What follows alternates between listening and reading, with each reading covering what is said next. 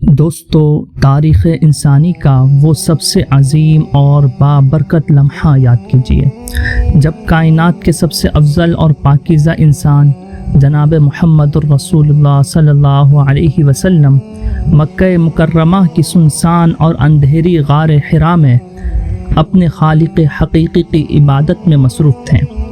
اسی دوران اچانک کائنات کی وہ عظیم ترین اور مقرب ہستی یعنی فرشتہ حضرت جبرائیل علیہ السلام اللہ کا پیغام لے کر حاضر خدمت ہوتے ہیں۔ وہ آپ صلی اللہ علیہ وسلم کو نہایت تعظیم کے ساتھ اپنے مبارک آغوش میں لیتے ہیں اور پھر التجا کرتے ہیں، پڑھیے۔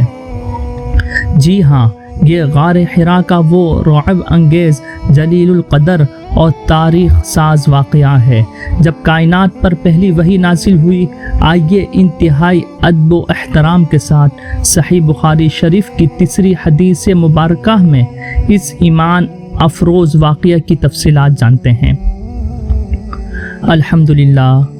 الحمدللہ رب العالمین والصلاة والسلام علی سید الانبیاء والمرسلین، اما بعد فاعوذ باللہ من الشیطان الرجیم، بسم اللہ الرحمن الرحیم۔ میرے نہایت ہی واجب الاحترام بھائیوں اور بہنوں، السلام علیکم ورحمۃ اللہ وبرکاتہ۔ آج ہم صحیح بخاری شریف کی سب سے طویل اور ایمان افروز احادیث میں سے ایک یعنی حدیث نمبر 3 پڑھنے جا رہے ہیں، جس میں وحی کی پہلی رات کا پورا واقعہ، اس کی علمی تشریح انتہائی ادب و احترام کے ساتھ بیان کیے گئے ہیں۔ ام المؤمنین حضرت عائشہ رضی اللہ عنہا سے روایت ہے کہ جناب رسول اللہ صلی اللہ علیہ وسلم پر وحی کی ابتدا اچھے اور سچے خوابوں سے ہوئی۔ فَكَانَ لَا يَرَى رُؤْيَا إِلَّا جَاءَتْ مِثْلَ فَلَقِ الصُّبْحِ، یعنی آپ صلی اللہ علیہ وسلم کوئی خواب نہ دیکھتے مگر وہ صبح کی روشنی کی طرح واضح اور سچ ہو کر سامنے آ جاتا۔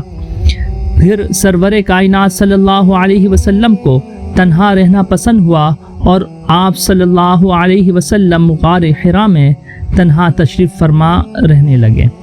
آپ صلی اللہ علیہ وسلم گھر کی طرف لوٹنے سے پہلے اس غار میں متعدد راتیں عبادت فرماتے اور اس خلوت و عبادت کے لیے توشہ ساتھ لے جاتے۔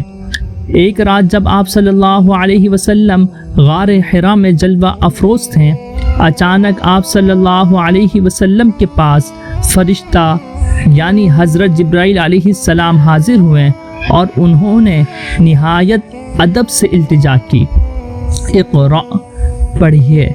رحمت عالم صلی اللہ علیہ وسلم نے ارشاد فرمایا، ما انا بقارئین، میں پڑھنے والا نہیں ہوں۔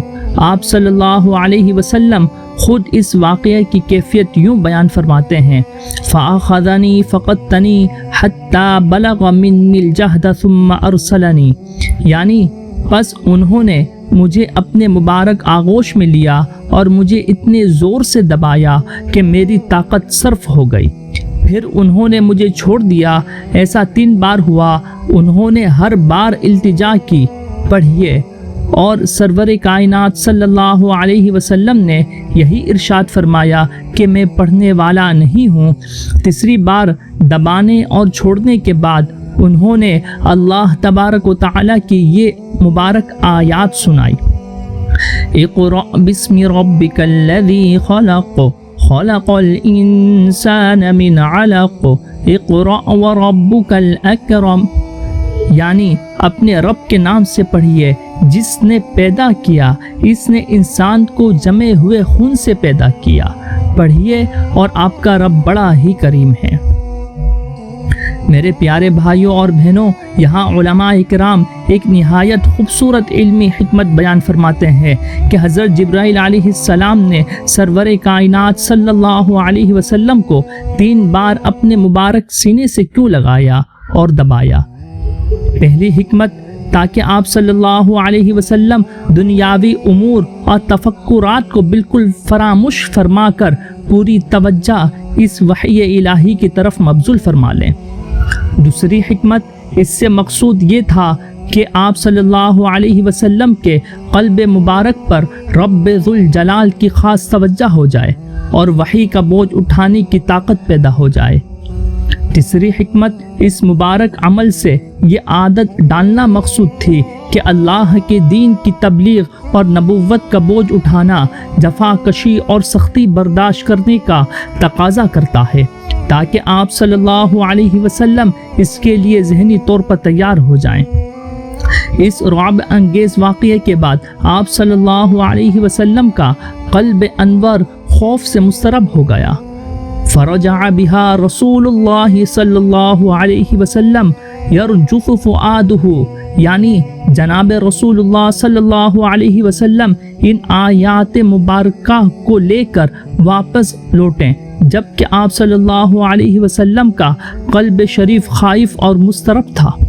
آپ صلی اللہ علیہ وسلم اپنی زوجہ محترمہ ام المؤمنین حضرت سیدہ خدیجۃ الکبریٰ رضی اللہ عنہا کے کاشان اقدس پر تشریف لائیں اور ارشاد فرمایا، زملونی زملونی، یعنی مجھے کپڑوں میں لپیٹ لو، مجھے کپڑوں میں لپیٹ لو۔ انہوں نے آپ صلی اللہ علیہ وسلم کو کپڑوں میں لپیٹ دیا، حتیٰ کہ آپ صلی اللہ علیہ وسلم کا خوف اور گھبراہٹ دور ہو گئی۔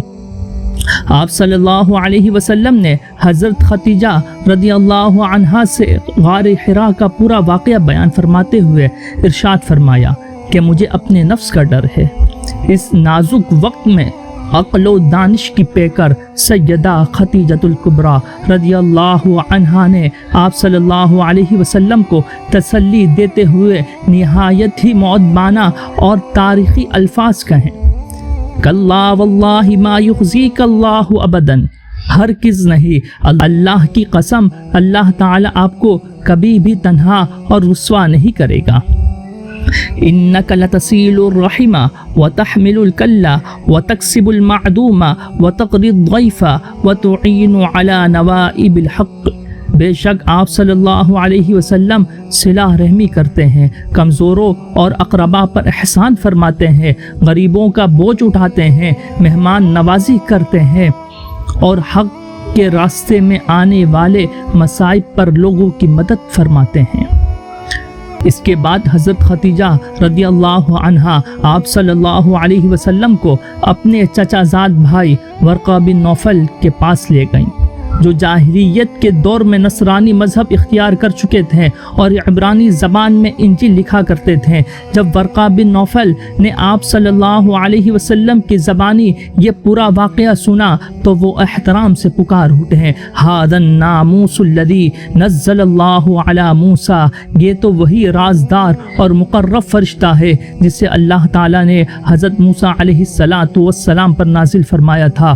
ورقہ نے بڑے رشک اور حسرت سے عرض کیا، کاش میں آپ صلی اللہ علیہ وسلم کے اعلان نبوت کے وقت نوجوان ہوتا، کاش میں اس وقت زندہ رہتا جب آپ کی قوم آپ کو مکہ مکرمہ سے نکال دے گی۔ جناب رسول اللہ صلی اللہ علیہ وسلم نے تعجب سے دریافت فرمایا، اور کیا یہ لوگ مجھے میرے وطن سے نکالیں گے؟